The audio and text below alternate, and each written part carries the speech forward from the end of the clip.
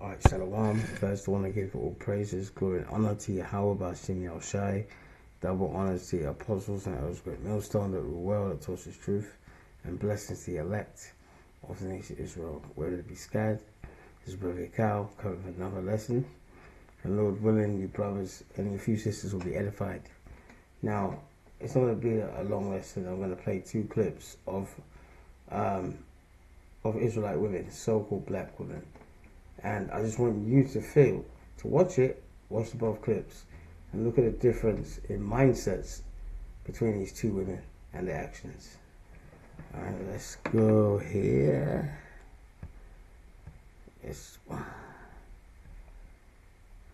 Alright, let's start with this one. Hey, baby. Hey. Hey. Baby? You dating a white girl? I'm dating a girl who is white, if that's what you mean. Okay. I don't get it, but it's crazy. Only thing crazy is you being in here. I'm not bothered by it. Nobody over here is bothered by it. Really? Hope y'all don't plan on having any children. Like I said, she sounds like a real hater, and she's insecure. She's ignorant. She's not talking about me. I'm talking about you that's brushing his hair. You are ignorant. Keep your opinions to yourself, because it sounds stupid. Alright? I'm letting you know. Black girl to another black girl sounds stupid. As much criticism as we went through as a people, you're going to go and do it to the next person? What gives you that right? Why are you defending a white woman, though? I don't care what she was. She could be purple. I'm defending a woman, period, point blank. That's what she is. She's a woman. Or maybe you're not. I'm sorry, man. She's not a woman. She's a bird. Get out of here, birdie. Hey, baby. Hey. Hey. Now you saw that clip. That's the first clip. Alright, now let's watch the second clip. It'll be a little bit longer. Let me show you how to... I mean, wow. Let's just play it. Justice. Apparently, justice is when a black body dies. Most black women, we are somebody's lifeline. Write a letter to white people. What would you say? Alright, let's go from here. This poem was inspired by a Facebook post where I asked black people, if you could write a letter to white people, what would you say? Dear white people, I don't even know where to start. In between my busy schedule comprised entirely of surviving white America, there is simply no time to write letters. Besides, any letter I write will most likely bring tears to your eyes, and I, for one, have had my fill of white tears. There are days I think you aren't worth my ink, that your whiteness is draining me of too much energy. Can't give you a taste of the tea for fear you'll colonize the whole kitchen. But today, I am too angry to remain silent. Dear white people, stop making everything about you and how uncomfortable you are. I honestly don't give a flying fuck about your comfort level. You have made my very existence an exercise in discomfort. It is time for you to make room at the table. Better yet, go sit in the living room. I am not here to coddle your feelings, not here for your amusement. No, you cannot touch my hair. This isn't a damn petting zoo. It's not coming into my office asking for the managers if you aren't already looking at one. Dear white people, stop telling me about this colorblind society you allegedly live in. Telling me you don't see race is the racist drivel I hope you choke on. Telling me you respect me but don't see my color is like saying you have to pretend I'm not black in order to respect me. But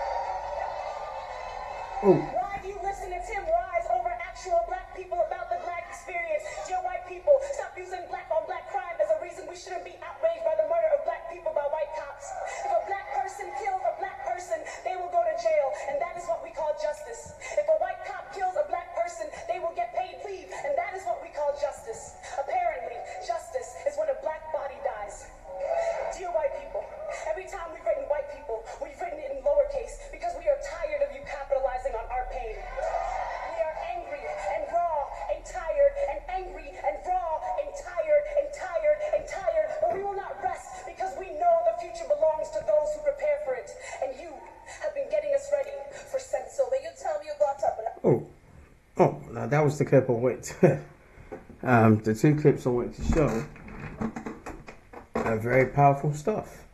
But if you look at the contrast, if you look at the contrast of what that black woman did, all right, what that black woman did in the barbershop, and then what that other black woman, so-called black woman, Israelites, what she said on stage, totally different, what's it called, thinking processes, totally different, instincts and beliefs. The first one, all right, as soon as something was said about this white woman, you know, what did the black woman do? Aid in her defense. Even the woman she was cursing out, she goes, "Why are you defending white people?" This white woman. And she goes, "I would defend anyone, black, purple, it's not about color." Look, man, who are you kidding, man? The majority of our women in particular, you love the so-called white man, woman, and child. And you're going to be perishing, all right, if you don't come out of that mindset. All right? If you don't come out of that mindset, you are going to perish, man. I bet you saw that second clip. She said, "We're sick, we're tired, we're sick, we're tired." That's in the scriptures. So there's two types of this monster, the black woman in America, all right? One that actually knows who the enemy are, that second clip, and ones that will defend the enemy to the hilt. So who's got a better chance of getting salvation? You know? Who's got a better chance? That woman in the first clip or that woman in the second clip? The woman in the second clip, because she's in her right mind. That's why. All right? In that situation in the barbershop, it doesn't matter about black, white, it's color, this, that, and the other. You blacks always keep seeing that. When we teach on the street and you blacks come up to us, the first thing, a lot of them, is, what about white people? Sometimes we don't even mention them and they bring it up. That shows you that they're out of their minds. You know why? Because they've been worn out by this devil. This is Daniel 7:25. All right. "And he shall speak great words against the Most High." And who's that talking about? The so-called white man. The Edomites. All right. Especially the elites, the top banking families. "And shall wear out the saints of the Most High." So, like that woman said in that video, she goes, "We're tired, we're sick, we're tired." I understand that, man, but that's in the scriptures, you know.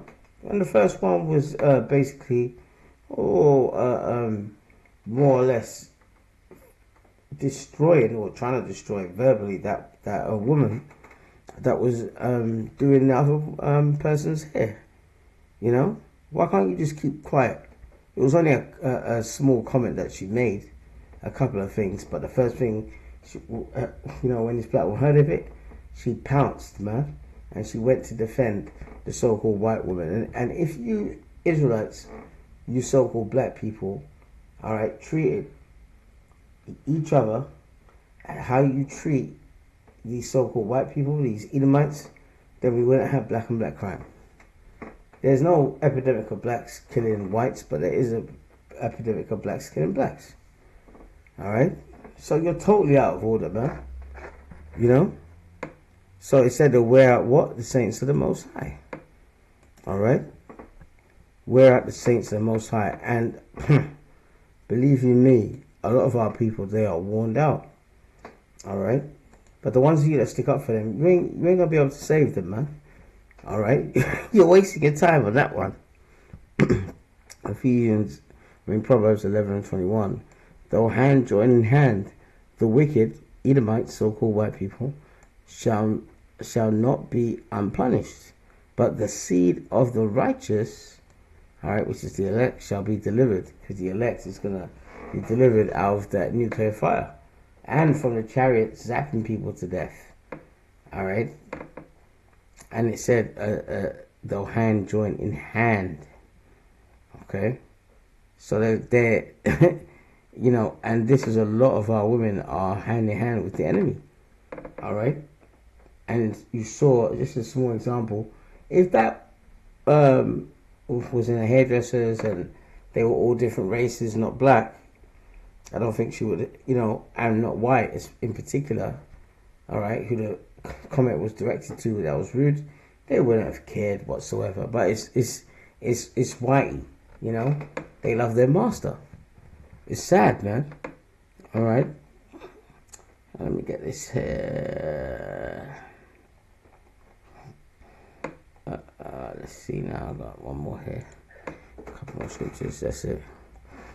And the problem is that our people in general, not just our women, don't want to see this devil go down, And the ones of you women in particular that have that mentality, all right, just start preparing your funeral, man, because the Lord is not going to be with you when all hell breaks loose. Ecclesiasticus, this is Sirach in the Apocrypha, 25:7. There be 9 things which I have judged in my heart to be happy, and 10th I will utter with my tongue. A man that has joy of his children, and we don't have joy of our children in this place, including you black women, man. You don't have happiness in this place, but some of you do, because some of our people are so low now, mentally, spiritually. They're a bunch of degenerates, man. They're a menace to society. All right, they're a menace to society, man. All right, a man that has joy of his children. So in this society, you don't get joy of your children. And it's the main point, and he that liveth to see the fall of his enemies.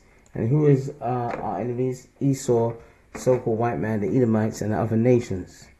So why is it that you don't want to see the downfall of your enemies?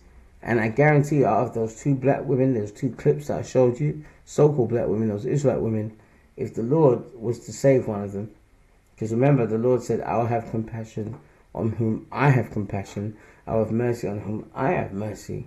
So there's going to be some people around the world, Israelites, that have not, the Lord hasn't brought in his truth, but he's going to save them anyway. That's how merciful and fair and just the Heavenly Father is, man. All right, but we should live, all right, to see the downfall of our enemies. But the majority of our people, especially that woman probably in the first clip, they don't want that. It's a shame, man. So that's why not all Israel is of Israel, man. All right, that's why we're not crying over you. And another problem is that a lot of these black women that are in the government, especially in America, loads of them in the Congress, in the Senate, Republicans, Democrats, so forth. A lot of them are sold out, man. They're sold out. All right? Rather than help their people, they've sold out, man. All right? So Ecclesiasticus 7:7, surely oppression maketh a wise man mad. And that woman in the second clip was mad, man. All right? And so it says, surely oppression maketh a wise man mad. All right? So she was mad. All right? Okay. It's the main point. And a gift destroyeth the heart. A gift. And many of them black politicians, especially in America, have been given gifts. They've been given a good job, this, that, and the other. So they don't really want to help their people, because the American government and the people that control them above, they know who our people are. They know that they knew who we are before we knew who we are. All right? And that's a fact. Okay? And it's good to be angry about the situation. He says, surely oppression maketh a wise man mad. And she was angry. You could see her on the stage. And everything she said in that clip was true, man. And the ones, listen, the ones of you Israelite women of all the tribes, man. All right? Benjamin, Levi, Judah, Gad, Naphtali, all 12 tribes. When all hell breaks loose, all right, there's going to be a massive culling, man. A huge, massive culling. The Lord is going to get rid of a lot of our people. And if you have that same mentality of sticking up for your master, all right, like you saw in the first clip, just start preparing your funeral, man. As I said before, it's Ephesians 4:26. Be ye angry and that woman was angry in the second clip, and sin not. Alright? Let not the sun go down upon your wrath. So you can be angry, but that anger shouldn't lead you to sin. Alright? You have to resist that. Okay? And you have to, so let's just say you're angry, in the afternoon. When the sun goes down that afternoon, alright, once it goes down and you see it's dark and you see the moon and so forth, you ain't supposed to still be angry, man. Alright? You ain't still supposed to be angry. The more you keep anger up, the more likely you are to explode. So you have to let it go, man. Alright? And believe me, alright, all that anger that we have, and that woman, that Israelite woman on stage, it's going to be nothing compared to what we're going to do to our enemies, Esau and the other nations, when Yahushua comes back to rule this planet Earth in righteousness. Alright? Verse 27, never give place to the devil. See, never give place to the devil. Never give place to the devil. Never. Alright? When you're around them, watch out, man. Alright? Be circumspect. As it says in Ephesians, man. Alright? Never give place to the devil. Meaning, stay away from him, man. These Edomite so-called white people, if you've got to work with them, but stay away from them, man. Alright? Because they still have that hatred in their heart for us. Alright? We don't even have to do anything for them, for them to be wicked and evil, But listen, the elect is going to be saved. And at the end of the day, a lot of you women, alright, you ain't going to make it on them chariots, man. Alright, you're going to look up and see Lord willing, us getting beamed up. And your slave-minded Aunt Jemima black ass will be standing there ready for the news. Micah 7:10. Then she that is my enemy shall see it. My enemy shall see it. Alright, see what? Our salvation. And shame shall cover her, which said unto me, where is the Lord Yahweh thy power? Mine eyes shall behold her. Now she's been trodden down as the minor streets. And you're not going to get in those chariots, and therefore, when the chariots come, which is going to be in the midst of World War III, alright, when that happens, man, you're going to be left alone, man. You're going to be trodden down like a mile in the streets. We don't care about you, man. Alright? The woman in the second clip, I respect her. The one in the first clip, I do not respect whatsoever.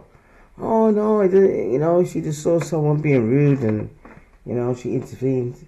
Guarantee if it's another race, she wouldn't give a flying fuck, Now, I'm going to leave it at that, but I'll give for, the women that, that are, what's the word? They believe in its truth.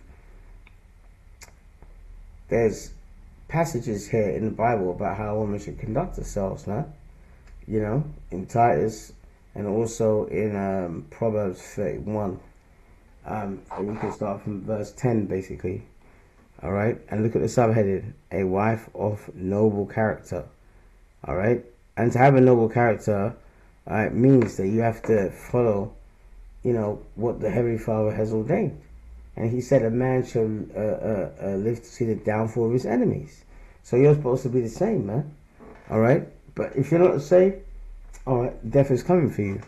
But in this section here, Proverbs 31, verse 10 down, shows you the characteristics of a noble woman.